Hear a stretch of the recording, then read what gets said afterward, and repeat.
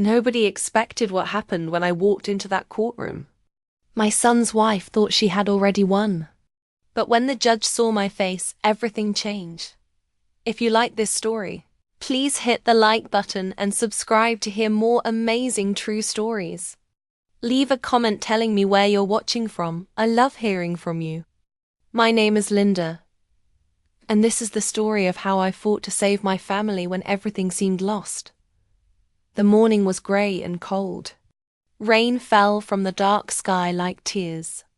I helped my son David get out of our old car. He moved slowly, using wooden sticks to walk.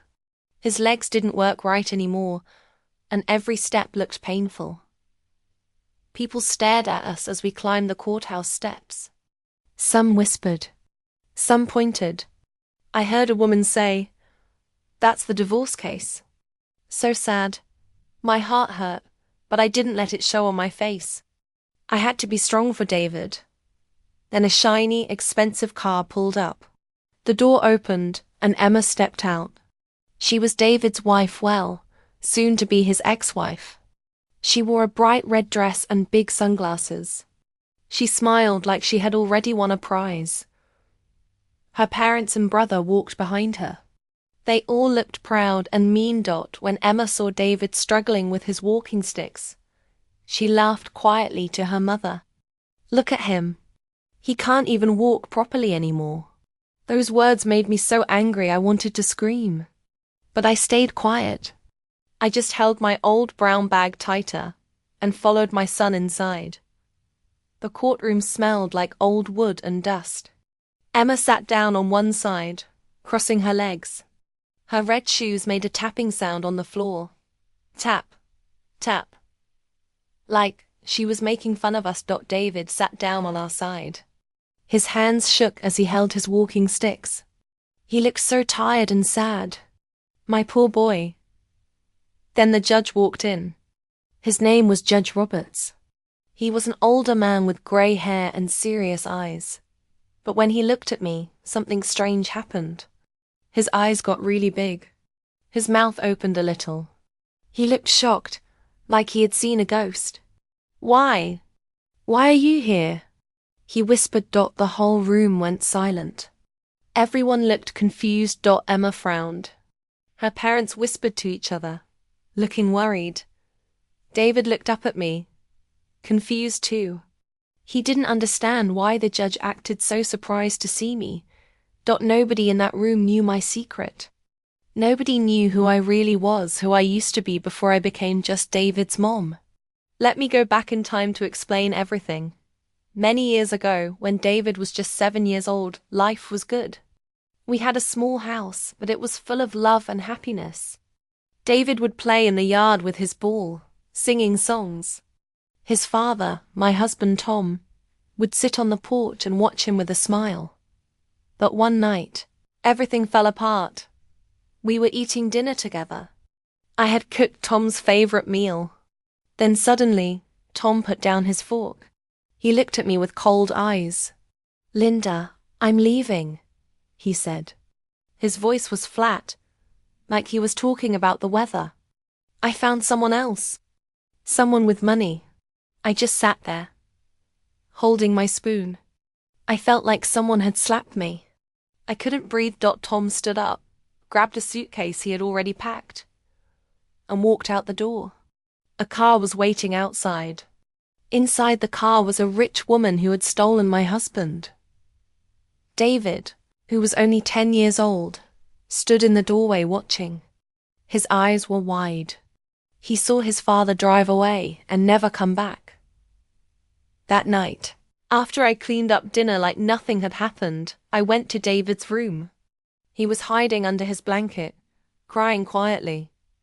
I sat next to him and hugged him tight. "Mom, why did Dad leave?" he asked, his voice breaking. I didn't have a good answer. I just held him closer and said, "I don't know, sweetie. But I promise you, you and I will always be together. Always."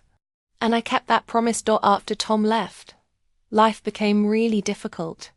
Every morning, I woke up early to make David breakfast. Then I'd take him to school on my old bicycle, During the day, I worked in an office, typing on computers and checking numbers. My boss was strict, and I had to work hard not to make mistakes. At night, after David did his homework, I would do extra work at home checking account books for small stores to earn more money. Some nights, when it rained hard, David and I would share one broken umbrella walking home through flooded streets. We'd get soaking wet and the cold would make us shiver. But I'd squeeze his hand and smile. "We're stronger than this rain, right?" I'd say. David would nod and smile back. That smile was the only light in those dark days. I never told David about the nights I couldn't sleep, worrying about money. Once, when David got sick with a high fever, I had to search the house for coins in the middle of the night. At the store, I counted my money slowly, wondering if I had enough for medicine and food. But I never gave up. Every time I looked at David, I told myself, I can't fall apart. He needs me. Years passed. David grew up to be a smart, kind young man. One day, he brought home a letter. It was an acceptance letter to study electrical engineering at college. I stood in the kitchen, holding the letter, and cried. These were happy tears, the first happy tears I'd cried in many years. But then I got worried. College costs a lot of money. How would I pay for it? I went to my bedroom and opened an old wooden box. Inside was my wedding ring, the only valuable thing I had left from my marriage. It was the last memory of a love that died. I took the ring to a pawn shop. The owner put it on a scale and told me how much he'd give me. Watching him take my ring felt like someone was squeezing my heart. "Mum, you don't have to do that," David said when he found out. His eyes were red from crying. "I'll get a job."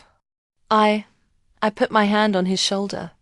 "No, you just need to study hard. I want you to have the life I never could." David hugged me tight. At that moment, I realized he wasn't my little boy anymore. He was becoming a strong young man. David worked so hard in college. After he finished, he got a good job. He saved every penny he could. Then one day he showed me something amazing. He had bought land and built a house, a real house with 2 floors. When he gave me the keys, I stood in front of our new home and cried. "Mum, I promised you," David said, his voice full of emotion. "This is our house. Nobody can ever kick us out." I hugged him so tight. I felt all the years of struggle were finally worth it. We had made it. We had our own home. When David married Emma, I thought our family was complete. Emma seemed so sweet and kind back then. She had a pretty smile and would help me cook in the kitchen. "Mum, I want to have lots of kids so you can have many grandchildren," she told me once. I believed her. I thought she truly loved David. I saw how David's eyes would light up when Emma was near. I thanked God for bringing such a nice daughter-in-law into our family. Emma and David had a beautiful daughter named Sophie. She was 8 years old now, with bright eyes and a big smile. I loved her like she was my own child. Then disaster struck like lightning. David was working at a construction site.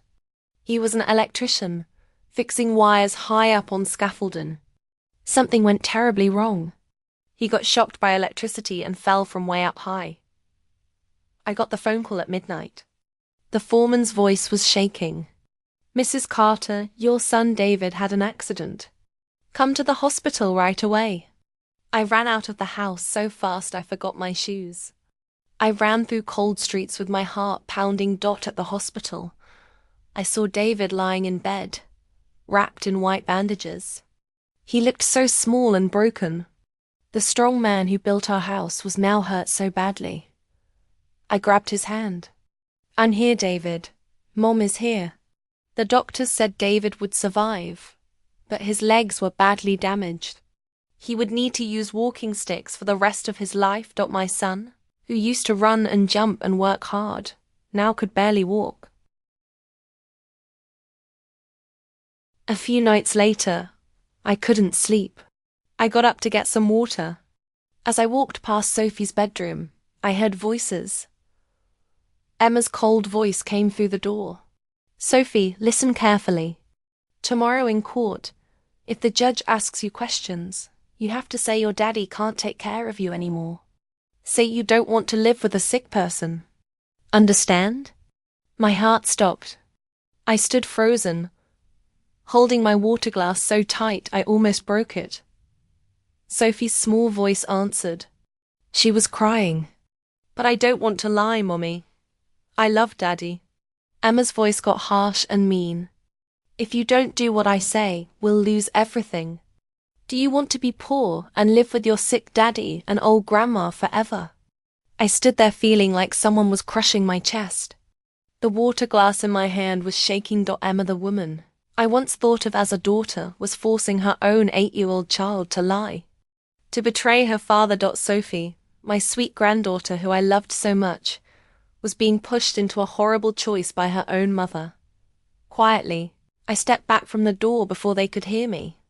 I went back to my room and sat on my bed. I covered my face with my hands. Tears ran down my cheeks. I thought about David carrying Sophie on his shoulders when she was little, both of them laughing. Sophie would point at the stars and say, "Grandma, I want to be an astronaut." David would hug her and say, "You can do anything, sweetheart. Daddy believes in you." Now Emma wanted to destroy that love. She wanted to turn Sophie into a liar. I couldn't let that happen. I wouldn't let it happen. Getting help the next morning, I knew what I had to do. I needed proof of Emma's lies. I needed evidence. I called an old friend named Robert Martinez. He was a private investigator who I used to work with when I was a lawyer. Robert's office was in a small, hidden alley in Chicago. It smelled like old cigarettes and secrets. The room was tiny, with just a desk, a lamp, and piles of old folders everywhere. When I opened the door, Robert looked up from his desk. He had a cigarette in his hand. When he saw me, his eyes went wide. "Linda," he said, shocked. "I thought you retired years ago." I sat down in the old wooden chair across from him. I told him everything about David's accident, about Emma's cruelty, about her plan to take our house and force Sophie to lie. Robert listened without saying a word.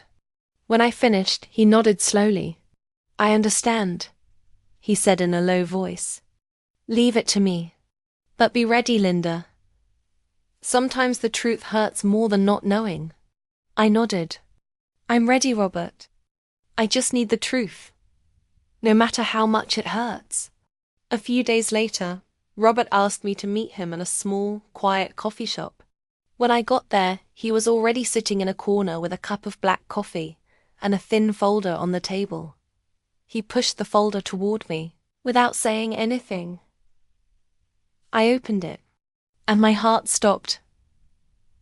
Inside were photos. Clear photos.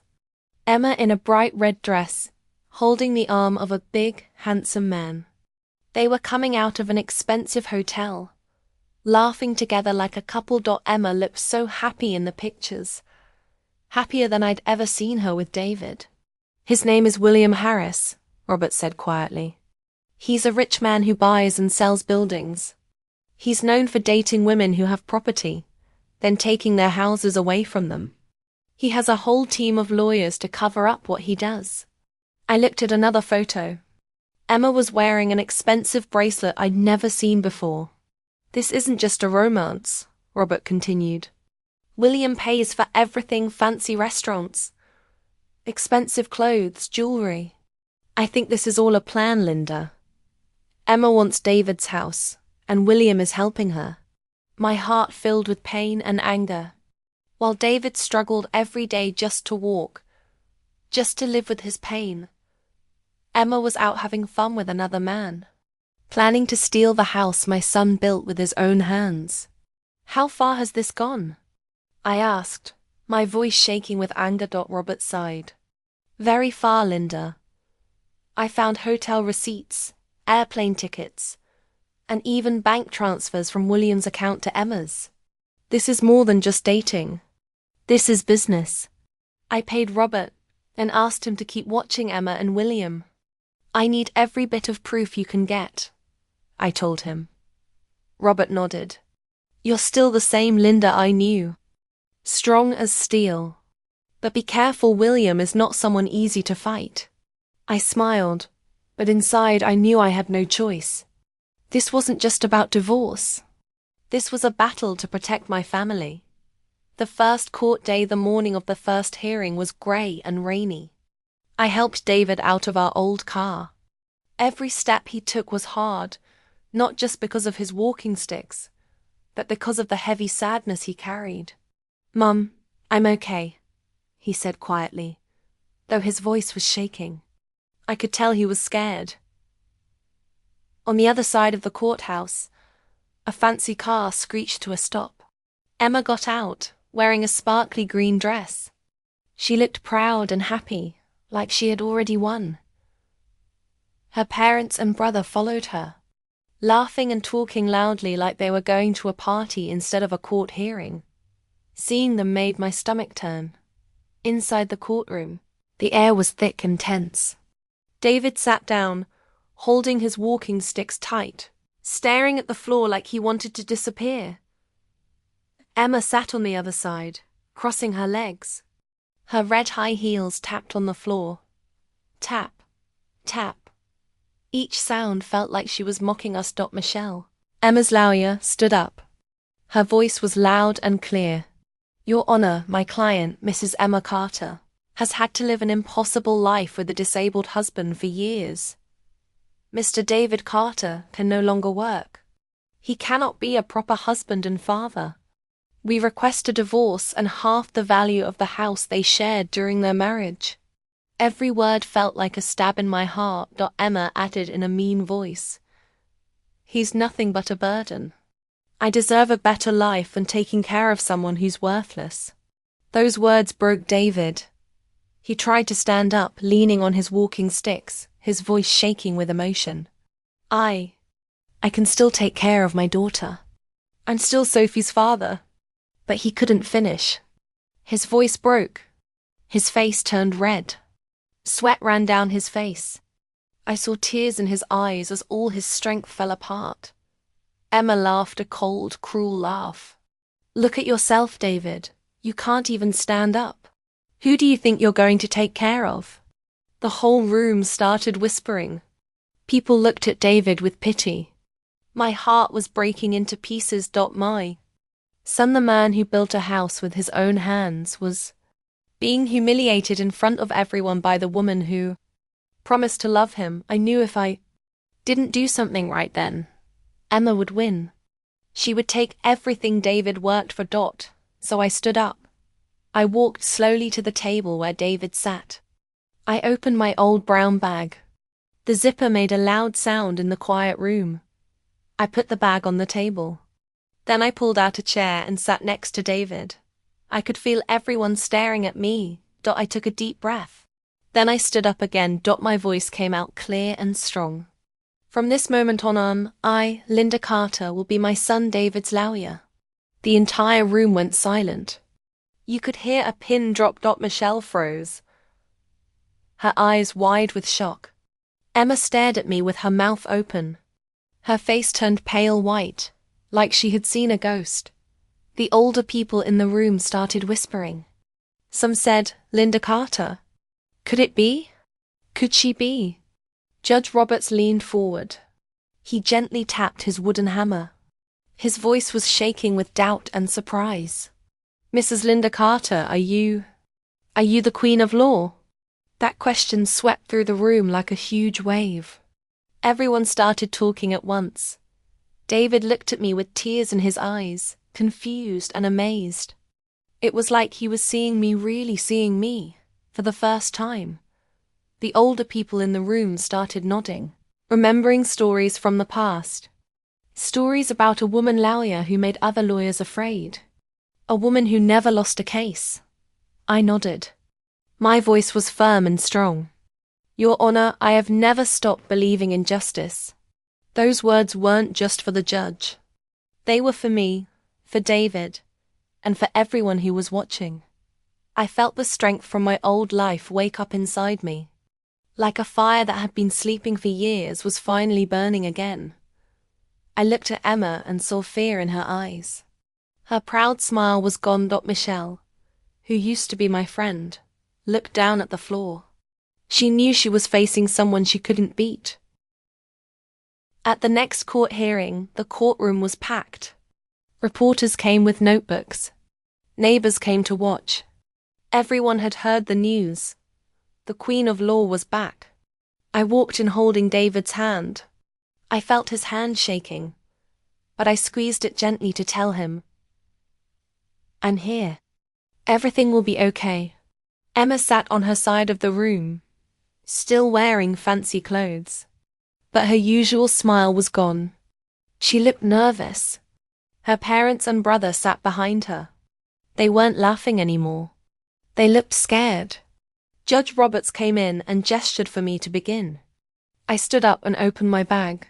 I took out a stack of papers, neatly organized. "Your Honor," I said clearly, "I present as my first piece of evidence the property documents for the house on the edge of Chicago. All records clearly show that this house was bought by and belongs to my son, David Carter, 2 years before he married Mrs. Emma Carter." I put the papers on the table one by one, like building a wall of truth. The court clerk took the papers and checked them carefully. He nodded, confirming they were real. Judge Roberts looked at them and nodded too. I could see approval in his eyes. The room erupted with whispers. Emma's parents turned pale. Her brother put his head down.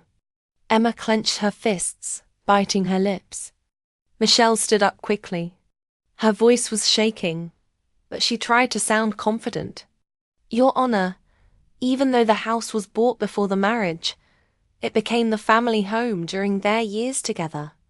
According to state law, this can be considered when dividing property." I interrupted her with a sharp voice. "Mrs. Clark, the law is very clear. Living in a house does not change who owns it. This house belongs only to my son. Period." The room got even more tense. Under the table, David squeezed my hand tight. I looked at him and saw hope shining in his eyes for the first time in a long time. But I wasn't done. I had more evidence that would shake this whole case. I pulled out a small USB drive. "Your Honor," I said calmly, "I want to present a recording made the night before our first hearing." I gave the USB to the clerk. When the recording started playing, the entire room went silent. Emma's voice came through the speakers, loud and cruel. "Sophie, listen carefully. Tomorrow in court, if the judge asks, you have to say your daddy can't take care of you anymore. Say you don't want to live with a sick person. Understand?" Then Sophie's small voice crying, "But I don't want to lie, Mommy. I love Daddy." Then Emma's harsh voice, "If you don't do what I say, we'll lose everything. Do you want to be poor with your sick daddy and old grandma?" The room was frozen. All eyes, full of shock and anger, stared at Emma. Emma jumped up, her eyes wild, screaming, "That's fake. She made it up to hurt me." But her voice was shaking.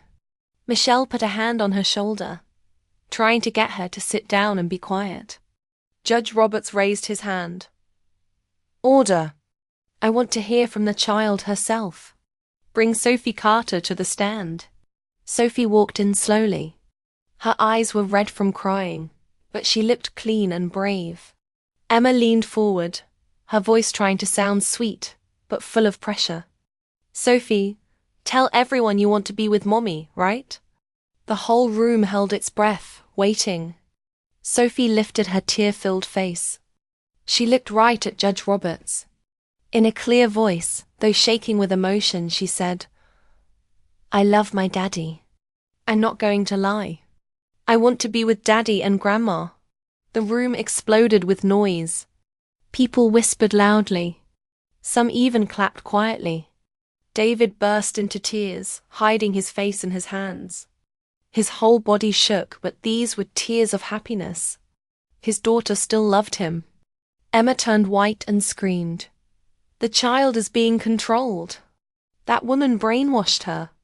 But nobody listened to her. I walked over and hugged Sophie's small shoulders. I held her close to my chest. I looked Emma straight in the eye. "The truth cannot be controlled, Emma," I said coldly. "And your daughter chose the truth." Sophie hugged me tight, holding onto my clothes like I was her only safe place in the world. Judge Roberts banged his wooden hammer again and again to make the room quiet. But I knew the trial had already changed completely. Michelle hung her head, unable to say anything. Emma's family sat frozen, their eyes full of shame. Suddenly, Emma stood up again. Her eyes looked crazy. Her voice was loud and mean. "Don't believe her. She's nothing but a failed lawyer. She lost a big case so badly that she had to quit her job. Who can trust someone like that?" Her words hit the room like a bomb. Everyone started talking at once. Some reporters wrote quickly in their notebooks. I looked at David. He put his head down, holding his walking sticks tight. I could tell he was afraid my past would ruin everything. Sophie, next to me, squeezed my hand tighter. Her eyes were full of worry. I took a deep breath. My chest felt like it was on fire. But I wasn't afraid.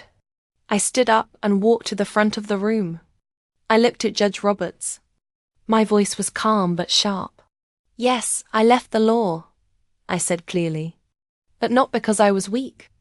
Many years ago, I lost an important case. It wasn't because I did a bad job or didn't have evidence.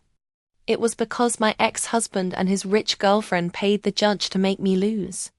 Every document I had, every argument I made was perfect. But the final decision was completely wrong and unfair. My honor was buried under dirty money. So I decided to quit to keep my dignity." The room went completely silent. All eyes were on me, not with pity, but with understanding and respect. David lifted his head. His eyes were full of tears, but also full of pride. For the first time, he understood what I had been through. Sophie squeezed my hand even tighter. I kept talking. My voice stayed strong. That judge, years later, was investigated and sent to prison for taking bribes from many people. And I, from that day on, promised myself I would never let justice be twisted again. Today I'm here not for fame or glory. I'm here for my son, for my granddaughter, and for the truth our family deserves. I stopped and looked around the room. I saw the older people nodding slowly. They had heard of me, the Queen of Law, from long ago. Then Judge Roberts leaned forward. He gently tapped his hammer. His eyes shone with respect. "I can confirm Mrs. Carter's words," he said in a serious, firm voice. "Many years ago, when I was just a young lawyer, it was Linda who defended me in a similar case. She has always valued truth and justice more than anyone I have ever known." His words swept through the room. People murmured with admiration. Reporters wrote quickly. Some whispered, "The Queen of Law really is back." I looked at Emma. She was shaking, like she might fall down. Her face was pale. Her lips were tight. She didn't look proud anymore. Michelle, her lawyer, just stared at the floor. She knew we had won. Emma's family sat frozen with shame. They couldn't look at me. Judge Roberts stood up. His voice rang out clearly. "The court will take a break. The final decision will be given at the next hearing." The bang of his wooden hammer was loud, like a final period at the end of a sentence. On the day of the final verdict, the courtroom was so packed there wasn't even standing room. Reporters, neighbors, and even strangers from all over Chicago came. It felt like the whole city was holding its breath. I walked in holding David's hand. His fingers trembled as they gripped my arm. Sophie walked beside us, her small hand in mine. I smiled at her to calm her down, even though my own heart was beating like crazy. Emma sat on her side, looking pale. Her fancy dress seemed out of